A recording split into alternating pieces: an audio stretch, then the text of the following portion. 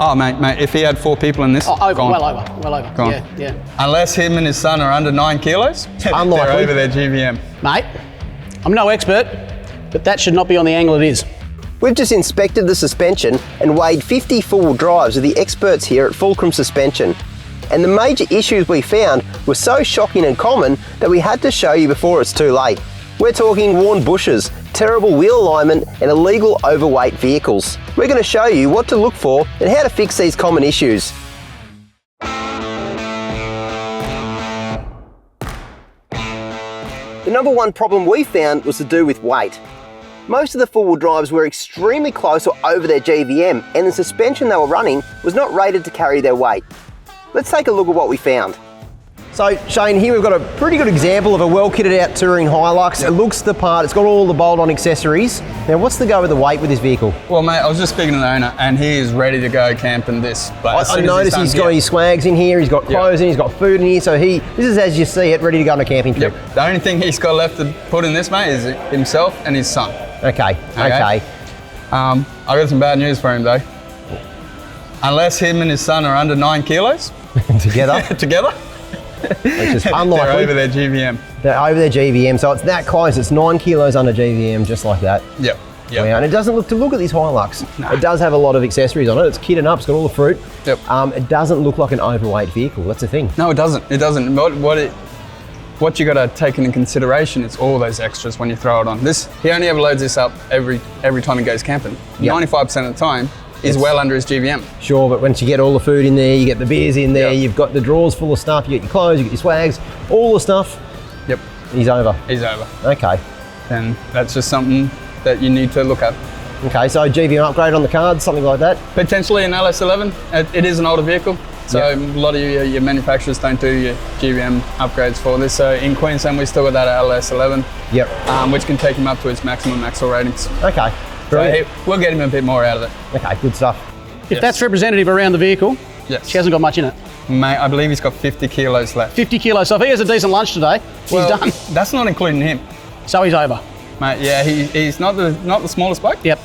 So he's over. Yeah, so what we're doing, we're currently talking with him right now. In Queensland, we can get a mod plate, I think it's LS11 or 15. LS11, yep. Which takes you up to maximum axle loadings.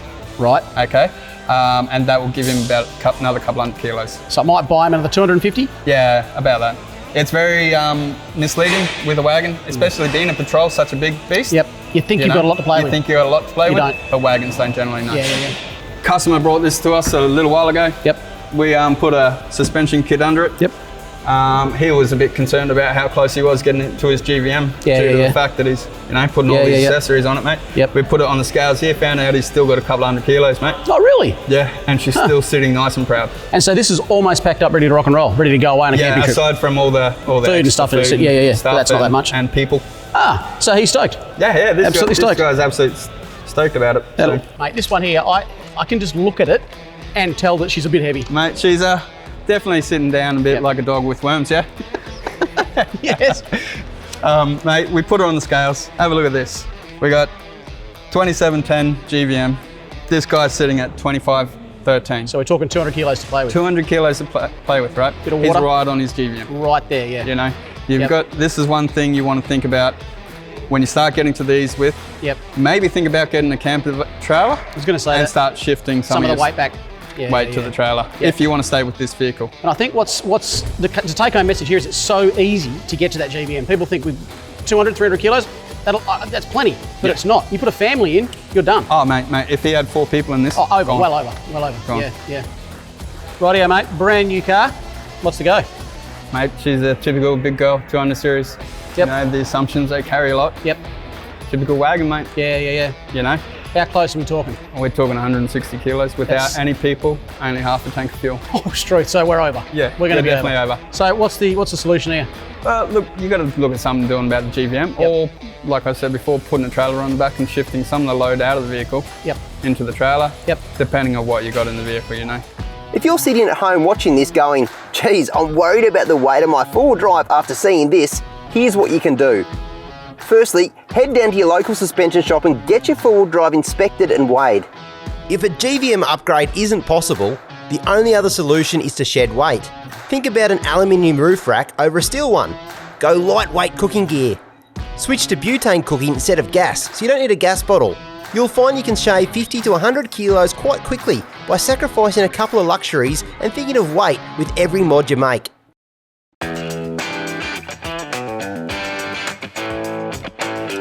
Mate, I'm no expert, but that should not be on the angle it is.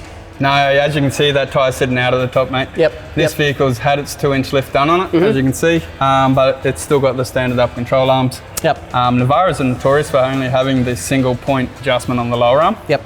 And the only way to fix this and get it driving right, wearing tyres correct, is by doing an adjustable upper control arm. And you've got adjustables for this? Yes, we do. Super Pro ones. Again, I've said it so many times today. They're not going to know themselves. And the tyre wear they're going to save by doing that is going to be huge. Yeah, they'll definitely stop chewing off that outside edge of the Absolutely, absolutely.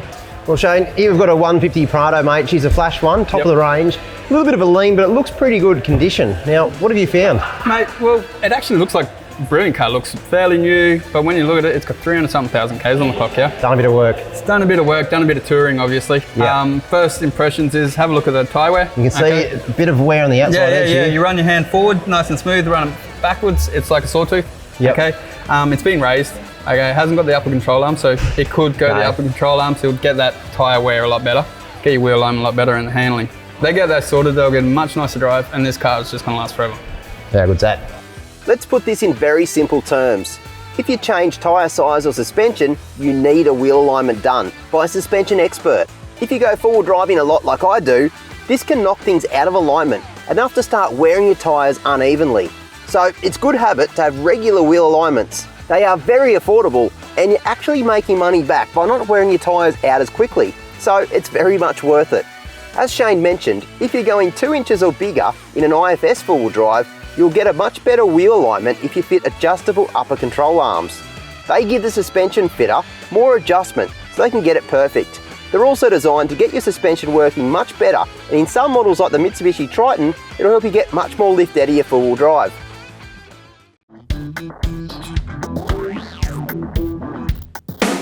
To celebrate Click and Fit, we're giving one lucky bugger at home the chance to win a full suspension upgrade for their four-wheel drive. Click and Fit is a cracking online service that allows you to choose the suspension you want, then choose the closest suspension expert that'll fit it for you. It's the easiest way to get quality suspension fitted professionally. And it really is easy to win as well. In the comments below, let us know the make and model of your four-wheel drive, plus where you plan to take your four-wheel drive with its new suspension on its very first trip. We're going to go through those comments and pick one lucky winner, and hopefully that's you.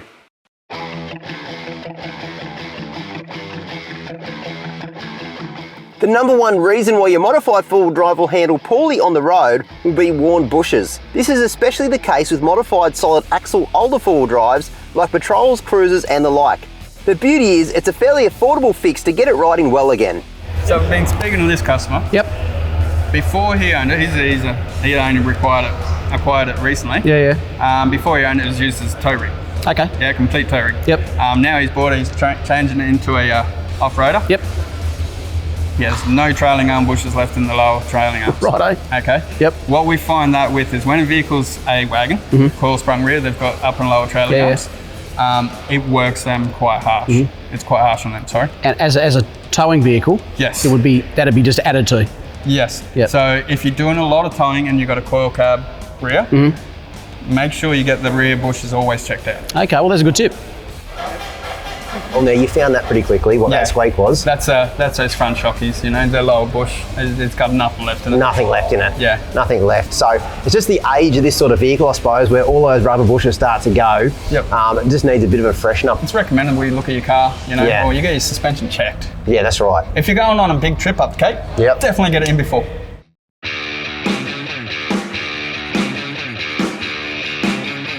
Standard shocks are fine for standard vehicles. As soon as you modify your four-wheel drive, take it off-road and make it carry extra load, standard shocks won't have the ability to handle the extra weight or heat and can fail. You'll also find poorer quality shocks that aren't designed and tested to handle the torture that four-wheel driving puts on them can fail easily.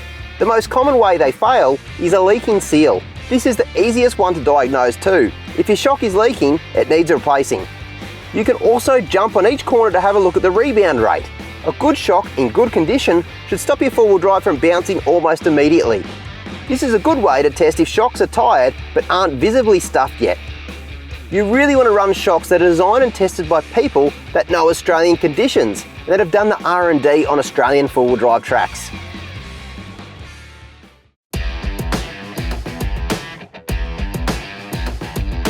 As with most problems that arise on a four-wheel drive, maintenance is the key. After every trip, hop under your four-wheel drive and give things a shake and inspect all your suspension components. Well, Shane's had a bit of a squeeze underneath and has found this straight away, and to be honest with you, it would be easy enough to miss it because I had to look twice to actually see it. It's got a bend in this lower control arm here, just a slight little bend. And this is obviously taking a bit of a knock, you reckon? Oh mate, I reckon what they've done is they've dropped off the rock, straight onto it. And bent it. Now these they are pretty easy to bend. I've bent a few in my time, that's for sure. Well, the good news is, get another lower control arm, get some new bushes, a bit of a tidy up, and this vehicle will be another vehicle to drive on the road, that's for sure. Yeah, definitely be a nice, comfortable drive.